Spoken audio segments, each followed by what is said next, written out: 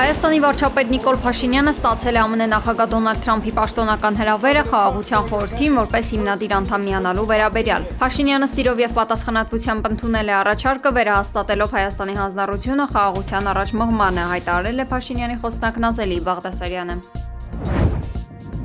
ԱՄՆ նախագահ Դոնալդ Թրամփը ֆրանսիացի գործընկերոջը Էմանուել Մակրոնին սպառնացել է ֆրանսիական գինու եւ շամպայնի վրա 200% մաքսատուրք սահմանել, հաղորդել է Bloomberg-ը։ Թրամփը հայտարարել է, թե Մակրոնը ոչ ոքի պետք չէ եւ միևնույն է շուտով լքելու է պաշտոնը։ Ամերիկայի նախագահն այս հայտարարությունն արել է այն բանից հետո, երբ լրագրողները նրան տեղեկացրել են, որ Մակրոնը կարող է մերժել Գազայի խաղաղության խորհրդին միանալու իր առաջարկը։ Դոնալդ Թրամփը հունվարի 16-ին հայտարարել է խաղաղության խորհրդի ստեղծման մասին։ Դրա կազմում են ԱՄՆ պետքարտուղար Մարկո Ռուբիոն, հատուկ դեսպանոր Սթիվ Ուիթքոֆը, նախագահի փեսան Ջարեդ Քուշները եւ Մեծ Բրիտանիայի նախկին վարչապետ Թոնի Բլեերը։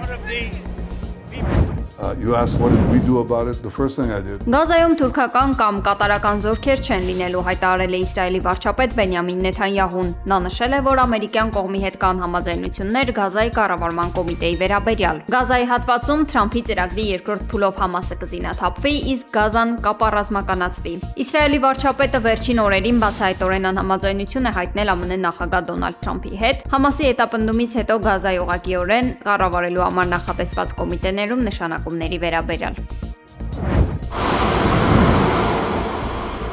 Թրամփի հայտարարությունների ֆոնին Դանիայի զինված ուժերը ժամանում են Գրենլանդիա։ Դանիայի արտաքին գործերի նախարար Լարս Լյոկե Ռասմուսենը Գրենլանդիայի վերաբերյալ դիմել է Թրամփին։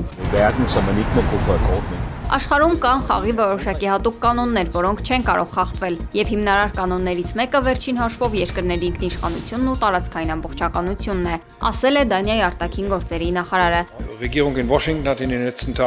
Գերմանիայի կանցլեր Ֆրիդրիխ Մերցը հայտարարել է, թե Միացյալ Նահանգները մի ժամանակ Գրենլանդիայում ուներ ավելի քան 30,000 զինվոր։ Մեջբերում այսօր նրանց թիվը 200-ից պակաս է։ Այսպիսով ակնհայտ է, որ Միացյալ Նահանգների սպառնալիքի գնահատականն այնքան դրամատիկ չէ, որքան այժմ ներկայացվում է։ Չնայած անվտանգության տեսանկյունից իրավիճակը կարող է կրկին բարդանալ։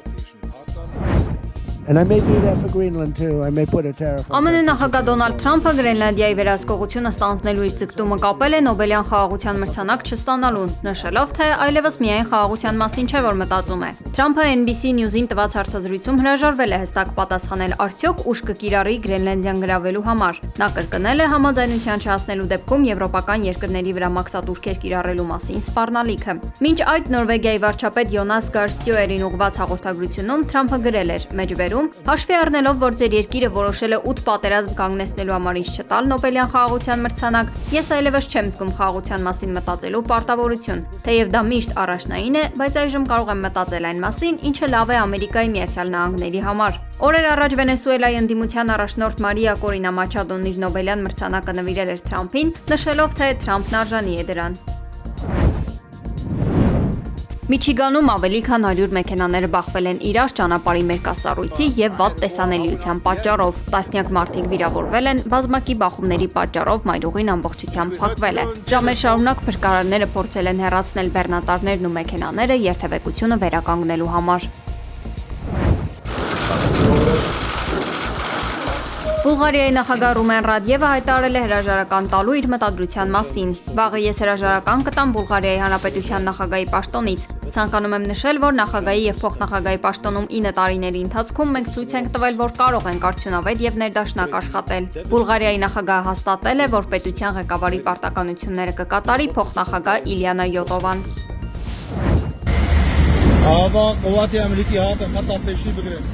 ԱՄՆ զորքերը տեղակայվել են Հասակեի Ալ-Սինա բանտի շուրջ, որտեղ պահվում են իսլամական պետության գերիները։ Քրդական ուժերը դիտավորյալ ազատ են արձակում հարյուրավոր իսլամիստ ահաբեկիչների իրենց կողմից վերահսկվող բանտերից նոր ռեժիմի զինյալների առաջխաղացման ֆոնին։